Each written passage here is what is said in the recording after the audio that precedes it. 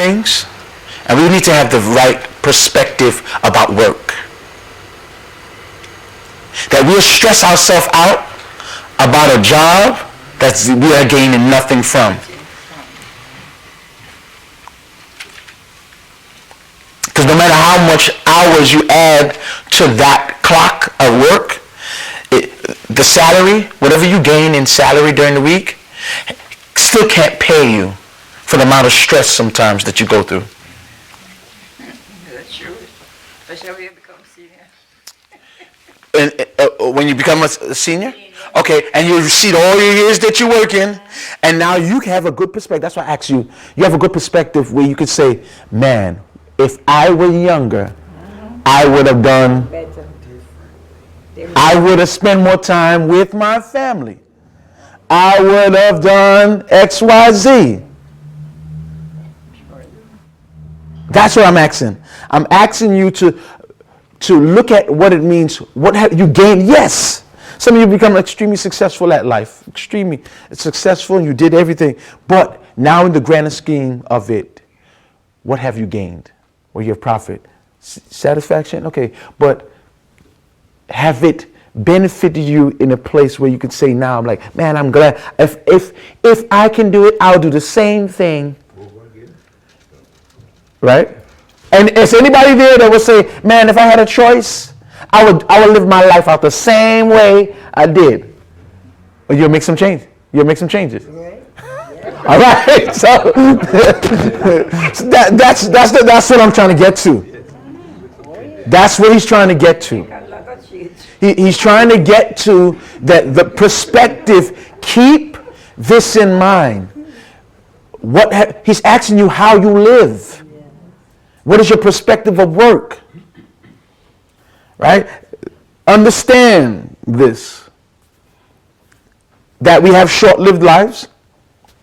Right? And the fruits that we realize is that, man, I have to really depend on God. Because no matter how much I work, those hours that I labored, my dependence on God. I can guarantee some of you will say, if I would have trusted God a little bit more, I would have left this and went to that. A long time. I would have stepped out on faith and did X, Y, Z, even if I didn't get a salary for 2 months. I would have stepped out on faith and depend on God, and I think I would have been further. Anybody? I would have paused that and went back to school. I would have paused that and traveled. Anybody? Now, again, if you're here, it's not too late. So now I'm saying I'm so glad we have a mixed generation in here. We have multi-generational. And so we have the wisdom of those that lived it and those that are going into the workforce or in the middle of the workforce. Now you can tell, you hear, when you are working, understand how you live. Don't become a slave to it. Enjoy living. Don't become a slave to your profession. All right. So is there any profit? The end of the chapter of 1. So that was the question. The question number 1 was, is there anything of profit or gain from earthly labor? Defines how much of how we live. The end of the chapter, he asks another question. Is there anything profitable to gain in wisdom? Is there anything I can profit in wisdom? Now, he has mixed results, but the answer was like, what profit is it if I'm wise and I have full understanding, but yet there's still problems I can't fix? That's what he was gaining. Man, I'm smart and I'm wise, but yet there are issues my wisdom can't change.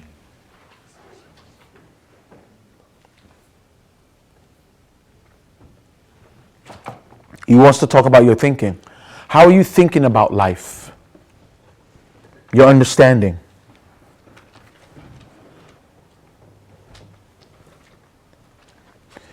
And that your wisdom have limits. There are limits to your wisdom. All right? See, I'm trying to sum up all the chapters for you. So if you have a nice one-page note, okay, if you take one page worth of notes, this is all we gained in several weeks. But chapter number 2, is there anything to gain in pleasure? Remember he was asking about pleasurable things? Remember he said he wants to do an investigation with drinking. He became a wine connoisseur. Remember that? He just didn't just get drunk. He wanted to experience, is there any pleasure if I experience wine and parties and women? Right? And he built stuff. Planted gardens. Remember that? Mm-hmm. In chapter 2? And he realized all this excess. I added all this thing to my life, and I still felt empty. Because there was absolutely nothing in pleasure either. With me?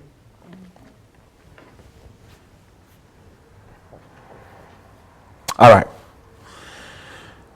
So now let's get to chapter number 3.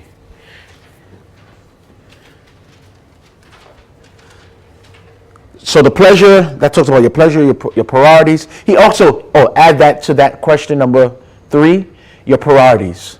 He want to make sure you have your priorities together, because some of our priorities are not in line. Some things we prioritize that we make number 1 should not be number 1. Okay? That was a part of chapter number 2, because we're only in chapter 3. All right.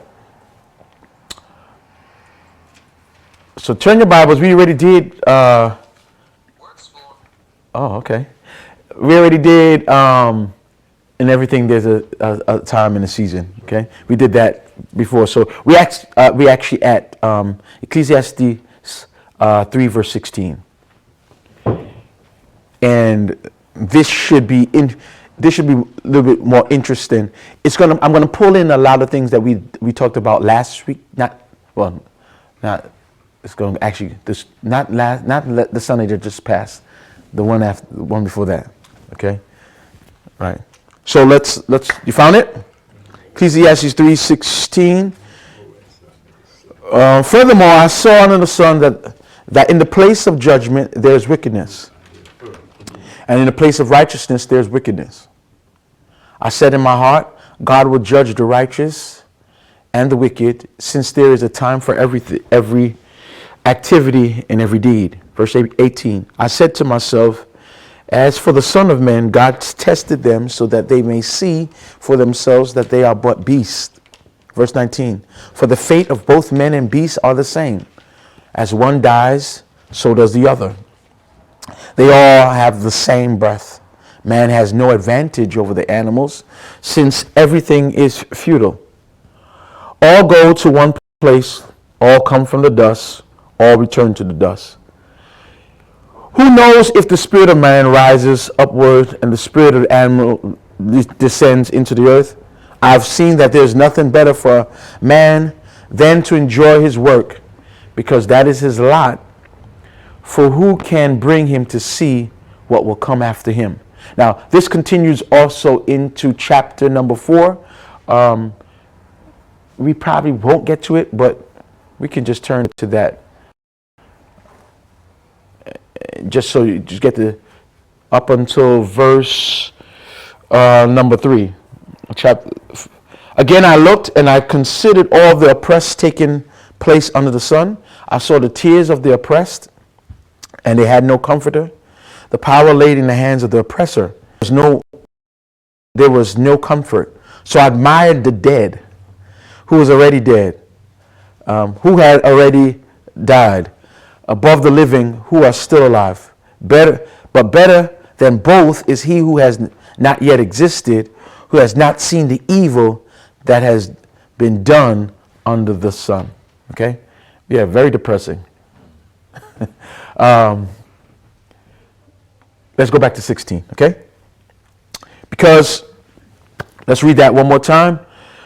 Furthermore, I saw under the sun that in the place of judgment there's wickedness, and in the place of righteousness there is wickedness. I said in my heart, God will judge the righteous and the wicked, since there is time for every activity and every deed. All right, so here's the question that he's asking. This is the question that most of you as Christians, if you don't have saved friends, if you have unsaved friends, or even people that might be don't believe in God, if God is so good, why do bad things happen? Right? If God is a good God, why does bad things happen? Or you hear, how can a loving God allow bad things to happen?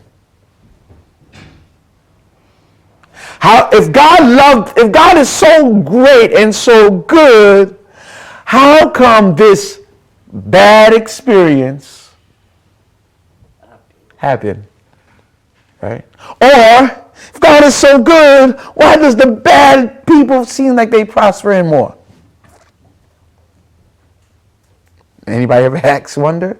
Anybody have that? That is one of those fundamental questions that you're going to get from all walks of life. If God is a good God, why does bad things happen? Okay? Why do good people suffer?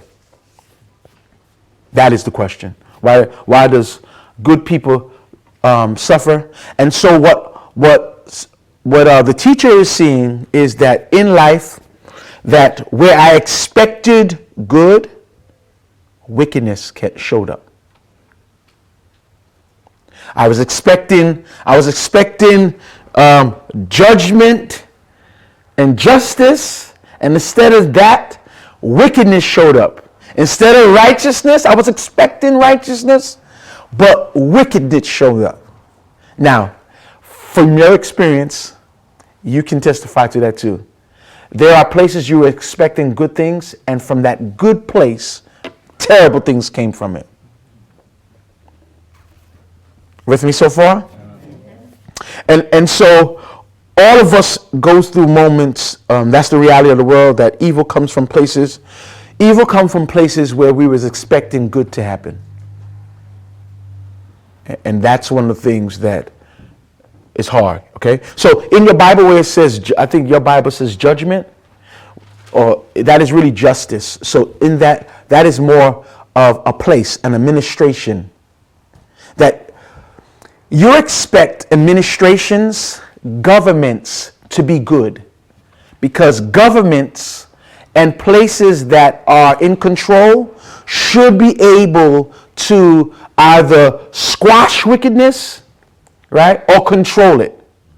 But if the government is wicked, that means wickedness is going to spread. Now, you don't have to look far. All you got to do is turn on the news. Right?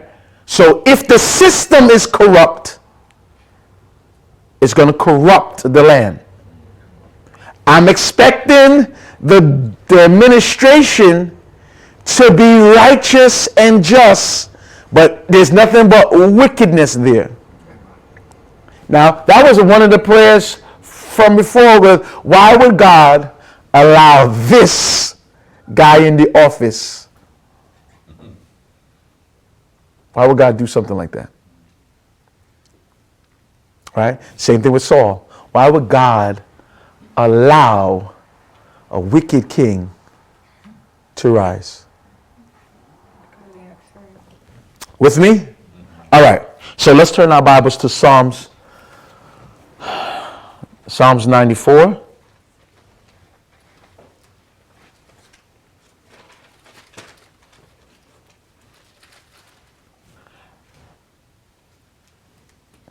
Just keep that in mind. Psalms 94, 20 to 22.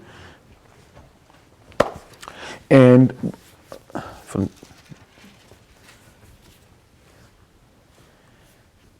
you found it? Anybody want to read it?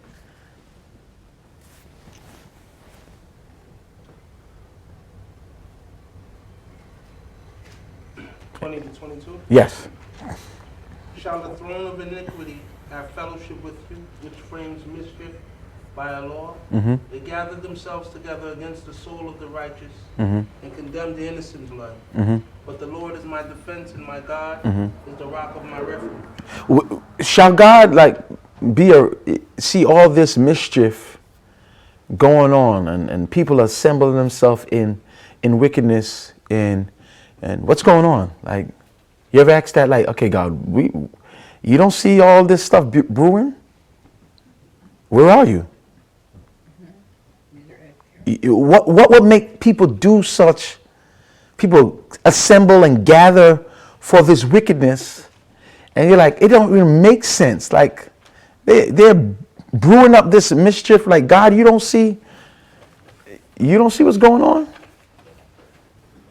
right? Don't you ever question like, hello, God? Like, hello, you don't.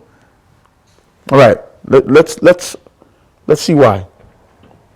Turn your Bibles to 1 Samuel 16, verse 7. Why does bad things happen? 1 Samuel 16, verse 7. Let me tell you why bad things happen.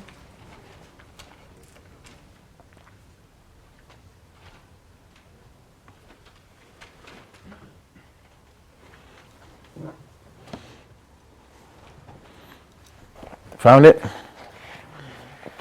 Go ahead. You can read it. 16 verse 7. Well known. But the Lord said unto Samuel, Uh-huh. Look not on his countenance, Mm-hmm. or on the height of his stature, Mm-hmm. because I have refused him. Mm-hmm. For the Lord seeth not as man seeth. Mm-hmm. For man looketh on the outward appearance, Mm-hmm. but the Lord looketh on the heart. Okay. Now, why do bad things happen? What are you suspecting righteousness? Because man's decision making. We look on the outside. We have a tendency, we are flawed in our decision making because we make decisions based on what we see. And because of those decisions we make, bad things flows out of bad decisions. Here's what God is telling Samuel. Don't look on the outside. A lot of evil happens is because people make decisions based on what they see on the outside. Don't look on the outside. I look at the heart. Yes, Lord. If you took more time looking at the heart, some of those the evils that you see is a consequence of people looking at the outside appearance. If you took more time to examine the heart, make sense? It's because some of the evil we have to be able to say, man, if I would have looked at and start just getting caught up in what I see and examine more of their heart, right? Man's judgment is flawed because man often looks on the outward thing. Turn your Bibles to John 7:24. John 7:24.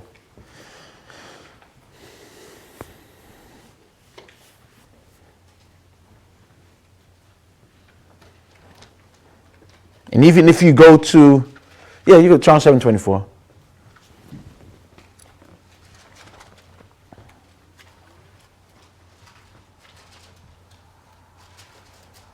They go together. You have it? Yeah. Judge not according to Uh-huh. the appearance, Uh-huh. but judge righteous judgment. Don't make a decision based on the appearance. Right? Above it, he's speaking about their wolves.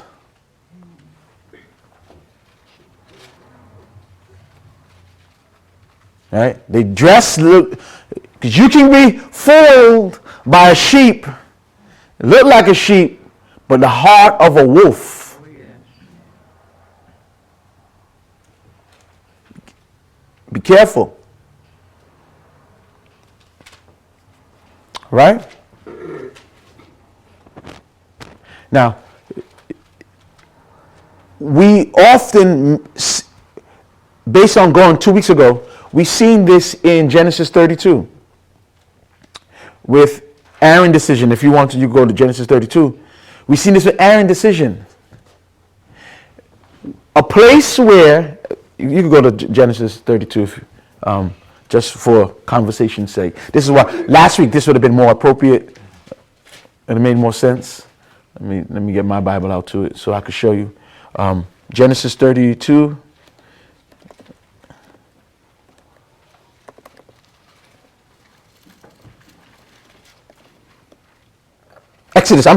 Exodus 32. Forgive me. Exodus 32.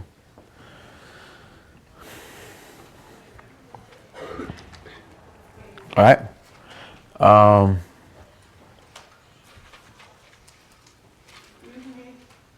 What time do you start on Sunday? 11:30. Yeah, children, we start 10 o'clock. It's children, Sunday school. 10 o'clock? The children. And what time for service? 11. Okay, thank you. You're welcome.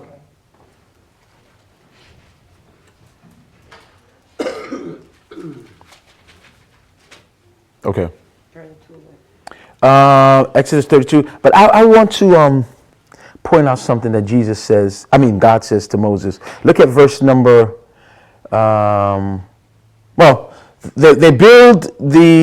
they start building the calf in verse number 1. When the people saw that Moses took so long for the mount from coming down from the mountain, they gathered around Aaron and said, "Come, make us a god who will go before us." We read this. And as for this fellow Moses who brought us up out of Egypt, we don't know what has happened to him. And Aaron answered them, "Take off the gold." Okay, so in here, we was expecting righteousness. We was expecting righteousness here. So Ecclesiastes, you're expecting righteousness, but all of a sudden wickedness shows up. And you can see wickedness shows up where there's not decisive decisions, where there's not a leader that's ready to decide. Okay, so right there we got into what we considered was the caught up in the mob mentality. Yeah, everybody heard of the mob mentality? The mob mentality, ever heard the mob? That's the group where we get influenced by the group. I didn't want to do it, but the group seemed like you almost got hypnotized by the group. So you got into the group, they was like, kill, and you was like, well, kill. And all of a sudden you get swept up in the emotion of the group. And then I did say on the 2 weeks ago that there's another where it's not that you got caught up in the emotion of the group, it was inside of you already, and all of you got together.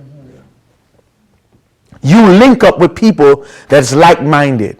It didn't just happen. Okay, so that's what happens too. And then also it's a little bit, there has a third category where it's a little bit of both.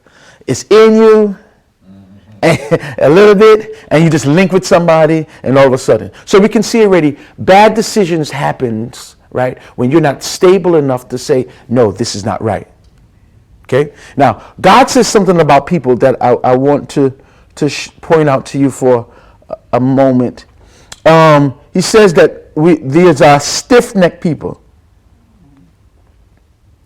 Do you know why he called the people stiff-necked? Because they were disobedient. Yes, they're disobedient. But why does he use the word the stiff neck? They're not listening. Yes, but I'm talking about the neck. To know the right thing. Yes. Used to turn. The neck controls the head. That's what I read. The neck controls the head. And if there's stiff neck, meaning God can't control the head.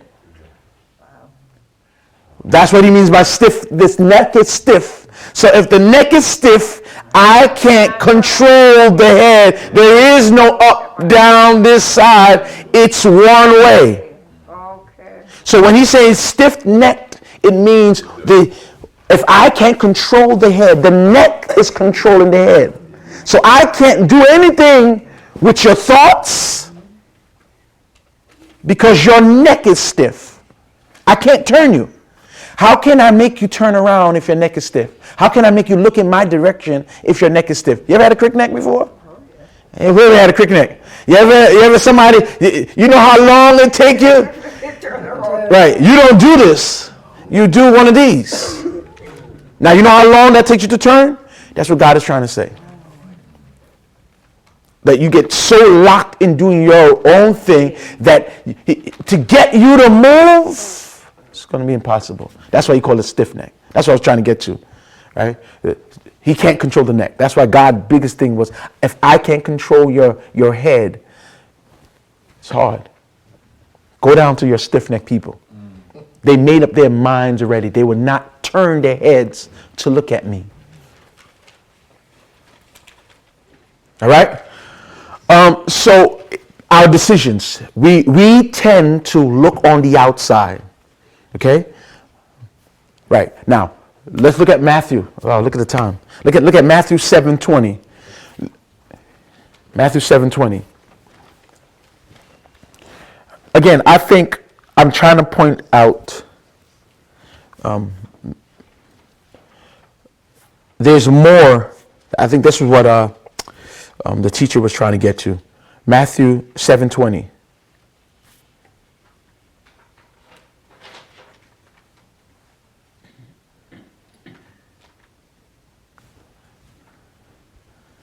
Found it? 7:20. Matthew 7, verse 20. Therefore, by their fruit you shall know them. Okay. If you took longer to inspect the production that's going on in their life, you will realize some people are terrible people or good people. By their fruits, you shall know them. Don't just look at their appearance, check their fruit. Everything that grows out of soil ain't good. Every fruit on a tree ain't good.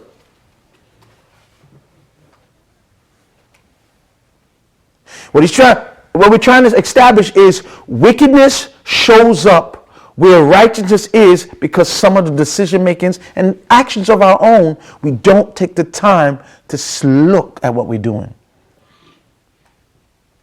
Not all the time. Sometimes evil just shows up. But I'm talking about stuff we can control. With me so far? All right.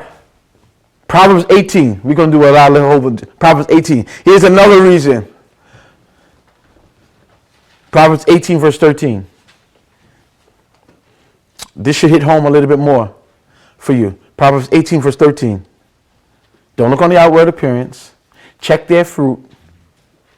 Proverbs 18, verse 13. Don't look on the outward appearance. That was the first one. Check their heart. Check their fruit. Proverbs 18, verse 13. You have it? He that answereth a matter before he heareth it, it is folly and shame unto him. He that answer, or he that speaks without what? If you don't hear, Without hearing you don't hear it. the whole story. Here's what he's saying here. The person that's quick to chat without hearing the whole thing is going to find themselves in trouble. Hear the whole story And not just what you want to hear. Before you start chatting, hear the whole thing. Because when you don't, guess what shows up? Wickedness. Wickedness shows up when you don't hear the whole thing. Wickedness shows up when you don't look at the heart. Wickedness shows up when you don't check their fruit. Inspect their fruit. Listen to the whole story, not just parts you want to hear. Okay? So you have to, I don't know if your mother ever asked you, are you seeing what you're watching? If you're watching a show, like I'll ask my kids sometimes, are you seeing what you're watching? Meaning, not just watch. Are you seeing what you're watching? Are you really looking at? And sometimes they were like, no, I'm just watching it. Exactly. And missing that there's some things you're watching that are sending you messages that you have no idea, but trust me, it's getting in you. Have you listened to what you are hearing?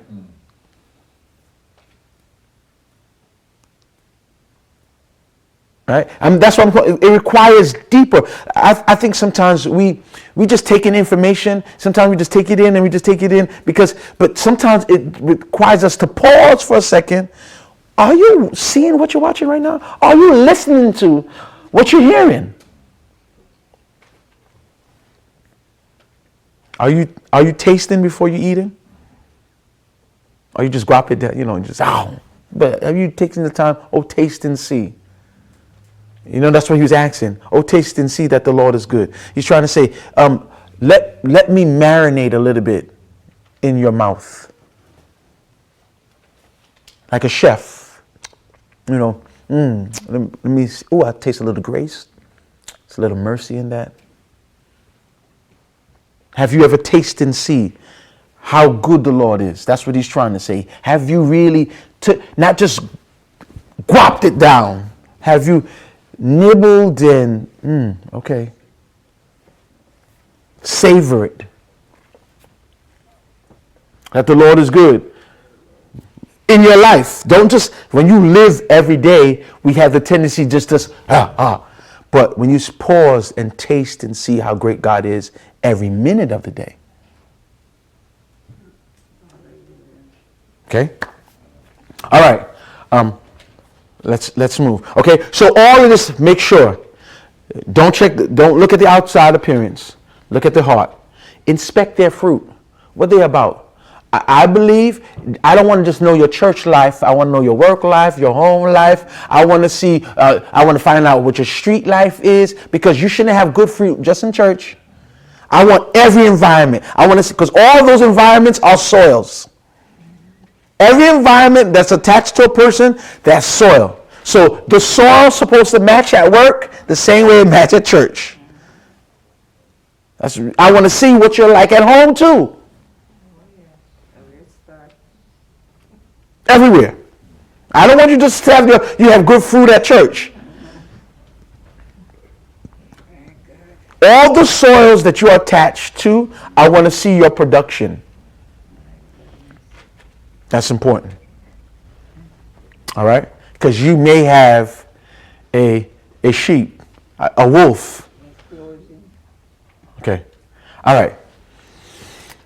Let's get back to verse number 3. Chapter number 3.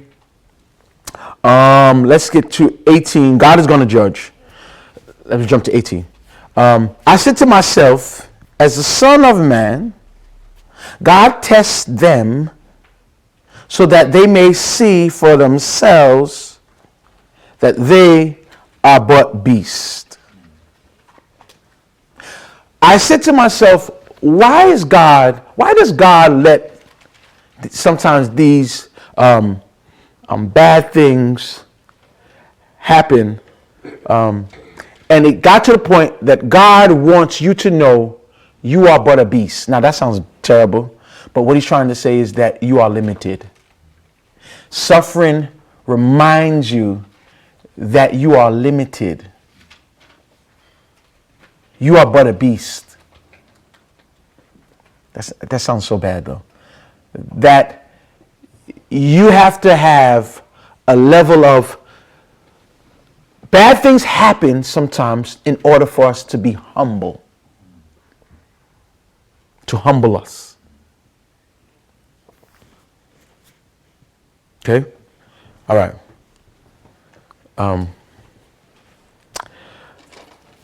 Let's look at Haggai 1 verse 5. If I feel like I'm rushing, it's just because we have so much to get to. Haggai 1 verse 5. Haggai 1 verse 5.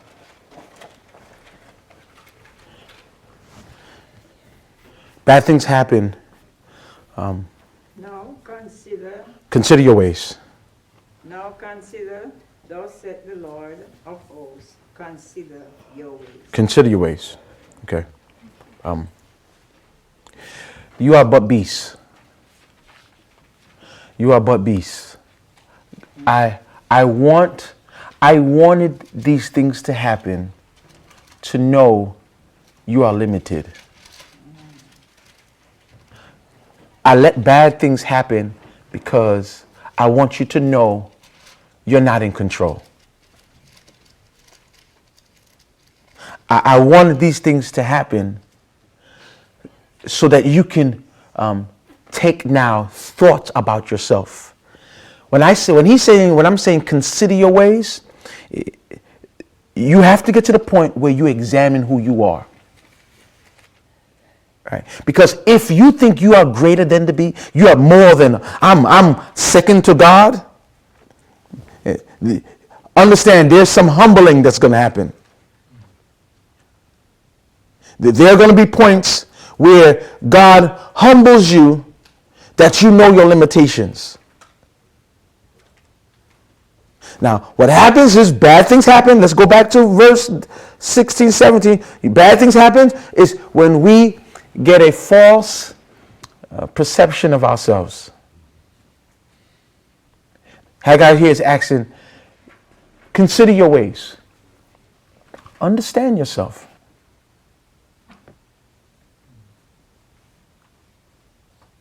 Consider your ways.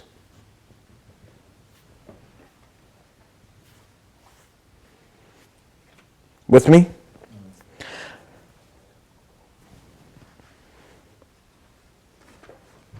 Let's look at Psalms 49. Actually, let's look at Proverbs 30, verse 11 and 12.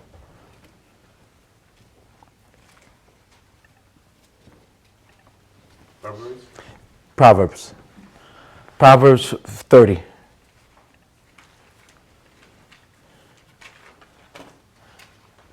(11 to 12), and then we're going to go back to Psalms, another Psalms.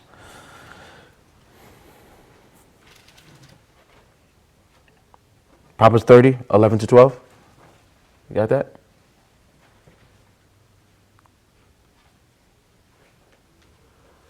There is a generation that curse their father and does not bless their mother. There is a generation that are pure in their own eyes, and yet is not washed, for they are filthiness. Time and time, what happens is, what God is saying is that we have this inflated worth with ourselves. That we forget that we are beasts. We forget that we are human. We forget that we have flaws. We forget that we are not perfect.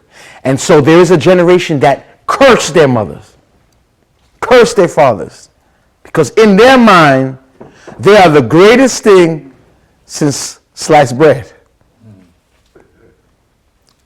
And God's saying here, this is what he's saying, that I have to use bad things.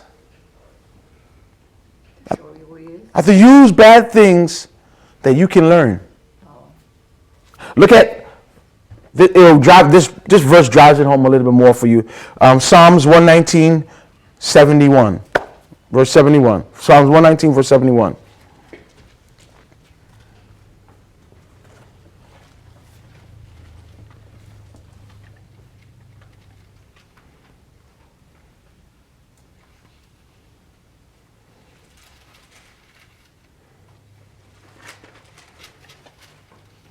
It is good for me that I should be afflicted. It was good for me. Now, look at the affliction. Affliction, bad.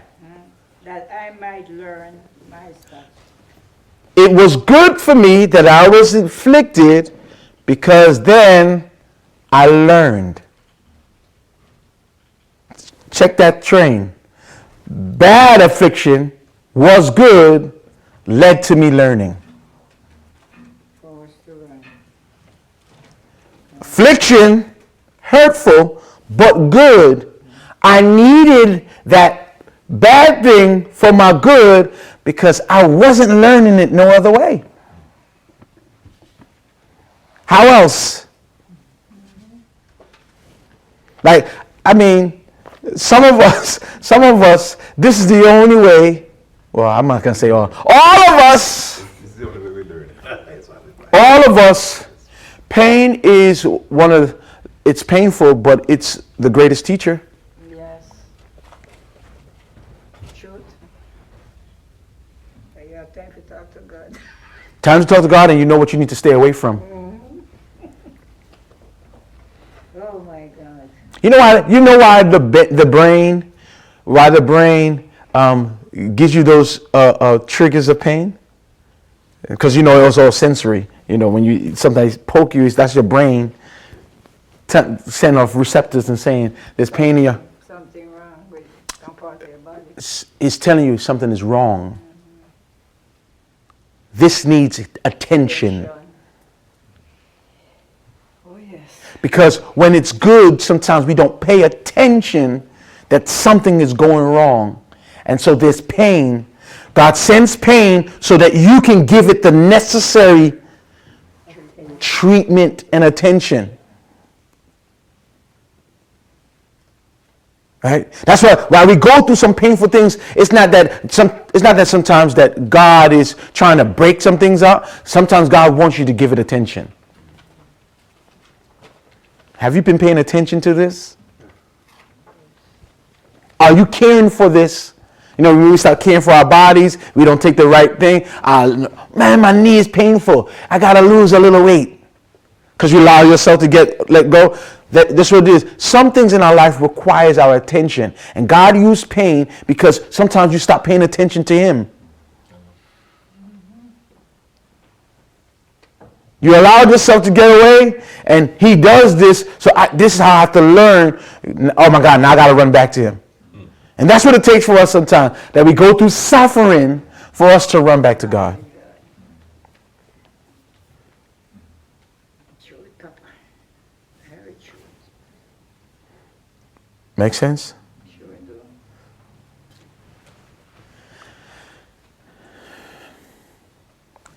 do. Next week we'll get into. We learned about fruital. We're gonna learn our feebleness. That we're not.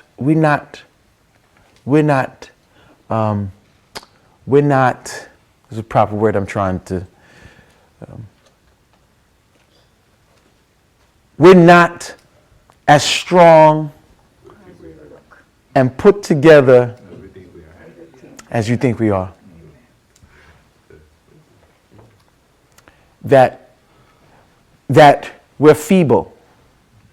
Here's what the teacher's trying to say. I know we're going to die. We don't have that much time. And so, in light of that, he's going to teach you that's why you have to live. Enjoy your lot. That's what he using death not to be scary. He speaks about it a lot, not to be scary and being like sad. He's using it so that you can realize the life that you have. And you're just wasting away good portions of your day at war, in arguments, and life is, you're not as strong. Enjoy your lot. Whatever you do. See, when he's trying to say, whatever you do, you don't need to be competing with anybody else. You don't need to have to war with anybody else. Enjoy your lot.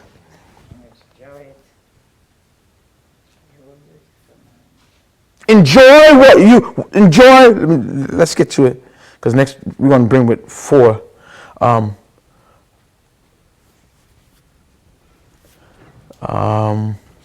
Furthermore, I place on the Son, I said to myself, for the fate of both man and beast are the same. The fate of both man and beast are the same. One dies, so the other. All us, man has no advantage. Now he doesn't know that. Since everything is fruitful, all go in one place, all come from the dust, all return to the dust. Who knows if the spirit of man rises? Who knows if the spirit of animals? I'm at verse 21. I've seen that there is nothing better for man than to do, verse 22. I've seen that there is nothing better for man to do than enjoy his work, because this is his. He's talking about not everybody's. What you do, enjoy what you do to the best of your ability. His own work, because death is looming in the background. Now, again, this is not to be morbid, scary, or sad. He's trying to keep life in proper perspective. We take too much time spending it doing so much, looking at somebody else's stuff, that other stuff, looking at what everybody else, and instead of taking what you have right in here, your grass is green right here. That's what he's trying to say. Your grass, if you stop looking at somebody else's grass and grow your grass, enjoy your work, enjoy your lot. Enjoy your portion. Part of the miserableness of life is that we spend a lot of time looking at somebody else's lot. Because then we say, I don't have a lot. And you do have a lot. Not in much. I mean, not meaning like a lot. But you have a lot. You have a lot. You have a lot. Not in much. I'm not talking about a lot as in a whole bunch. I'm talking about a lot, a piece. You have a piece. You have a piece. You have a piece. You have a piece. The problem happens is that we look at everybody else a lot and think we don't have enough. Enjoy what you have. Understand you don't have it all together. Be humble. All right? Next week we'll go back. Next week we'll start at 4, because this is where he comes in to say, okay, why does bad things happen? And in the verses number 4, in chapter number 4, he begins with, God, you see that it's bad. Why don't you do something? Because that's another question that we have. God, do something. The oppressors are always winning. My enemy too strong. Why does it feel like the heathen is always raging and winning? God, do something. That's all. That's another question we always ask. Do something, God. And so he addresses that in chapter number 4. Okay? Enjoy your lots. I'm being, that's what I want to leave with you. Enjoy what you have. Hey, you got some good things going on. No? You got some good things? You got some good things. Right, Diki? Yeah. You got some good things. He goes again, and remember, he's back at the same thing. I realize what man needs to do. Man needs to enjoy themselves in what I have. See, he keeps going back to that. He says it once again. I realize that everything under the sun that enjoy what you got. Enjoy your lot. Oh, yes. What's the point of being jealous? Enjoy what God give you. And death is looming. All right. Now, back in the day, it was one of those things where we can say death was one of those things that was an old person problem. Not anymore. Not anymore. Because youth had that, it was that Superman complex where we believe that we're going to live forever, we could do forever, and we realize nowadays that time goes fast. Oh, yes. It's about time to steal us away. And not even just death, I'm just talking about time. Like some of you can just remember that you were just growing up running around in your little short pants. Right? Some of you just remember running around being little teenagers and 20. And now all of a sudden, mid-life 30s. The next thing you know, boom, 50s. The next thing you know, life happens quickly.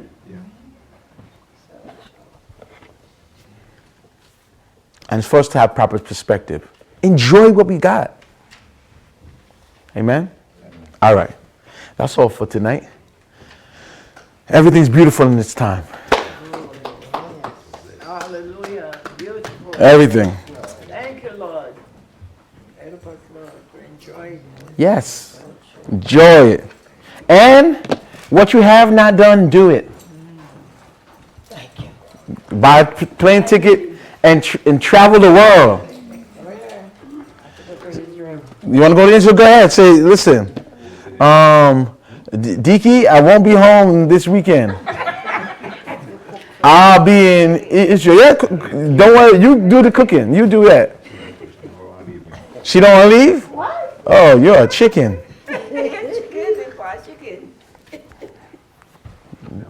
Huh? Buy the ticket. Enjoy yourself. Some sweet day. I did tell this a while ago. I used to tell my friends I would never go to the movie by myself. So at that point I was like, I would never go to movies or dinner by myself, never, because that's I always thought I needed company. So I got a job with my friend, and she was like, no, you need to learn to go to movies by yourself and go to dinner by yourself. And I was like, how lonely do you think I am? Not me. Until I got in the position, I was like, "Ooh, this is awesome! I can go and eat by myself." Now I don't mind the company. Yeah, but Hey, very relaxed by yourself. Oh yeah, I never thought I could do it, and now I experienced it myself that you can have a great time by yourself. it freaks you out at first, though. It does freak you out. First time I did it, it freaked me out. But one thing I thought was, I always thought it was the coolest thing. Like, I always was like, you're like a part of like a fraternity or sorority. When you look up, you're like, oh wow. And you'll see a lot more people by themselves too. Like I'm not the only one, and it's not a matter of. See, I was looking at it limitedly. It was limited because I was only looking at it as loneliness, Yes. and not looking at it as independence, freedom. That I always thought I needed to attach. So you would look for somebody, come with me. And then that I didn't realize that I became like addicted or a victim to somebody else saying yes or no to me. And if they said no, I wasn't going. Shut it down. Right. Because how can I show up at a restaurant for breakfast by myself? Not anymore. I mean, I got kids now, so it's completely different. But even then, I'm like, I'm out. When you go, you find other people are there. Absolutely. Yourself, Absolutely. talk to Absolutely. them. I do it all the Yeah. time. Yeah. Yeah. I take I just don't talk to myself. I just don't talk to myself when I'm out there. I just don't talk to them. I don't sit there and order for two. If I go in there, they were like, how many people you having? I'm like, it's one. He be like, I don't want to go and say it's for two of us. Come on. People now whenever actually take vacations like this. Yes, absolutely. Absolutely. I know that's another level. Yeah.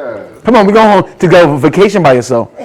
But I did been on like different business trips.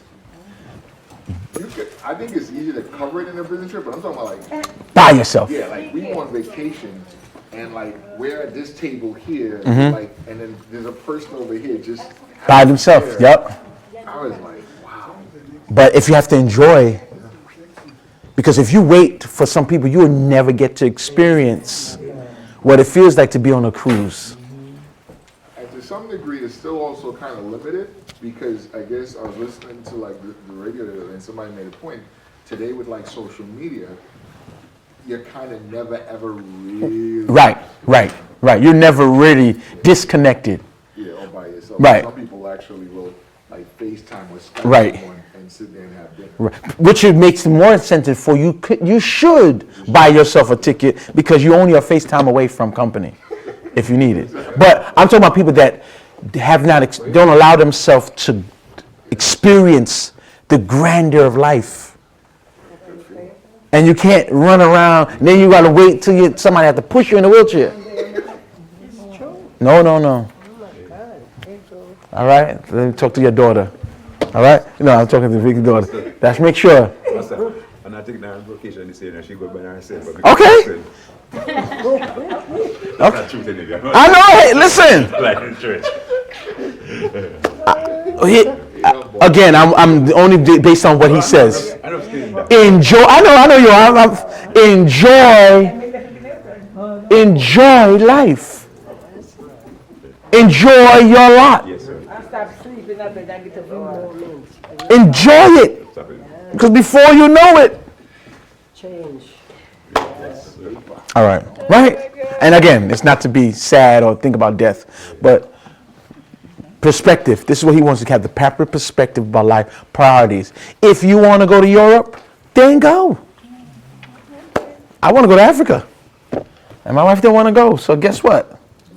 I'm going to Africa. By myself if I have to. I'm sure they're gonna somebody's gonna be like, I'm coming, but go. Israel, Spain. Spain underneath water. Oh Lord. You look on TV, the people that are. Spain is underwater. That's all right. I'll get a life vest. I'll get a life jacket. All right. Let's pray.